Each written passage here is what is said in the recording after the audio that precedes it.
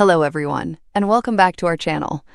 In today's quick and easy tutorial, I'll walk you through the steps to change the time zone on the Binance mobile app. This is especially useful if your chart data or transaction history doesn't match your local time. By updating the time zone settings, you can make sure everything aligns correctly with your actual trading hours and daily routine. Let's get right into it. First, open the Binance app on your phone and make sure you're logged into your account. Once you're on the home screen, tap the yellow Binance logo located in the top left corner of the screen. This will open the main menu. Next, look toward the top right corner. You'll see a gear icon representing the app's settings.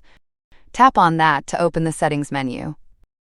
Change in chart time zone. Tap on it. A list of available time zones will appear. These are sorted by region and UTC offset. Scroll through the list and find the time zone that matches your local time, or whichever time zone you prefer for tracking your trades and charts.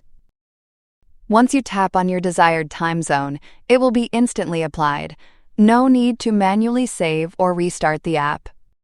From now on, all timestamps across the app, including your trade history and charts, will be displayed according to your selected time zone.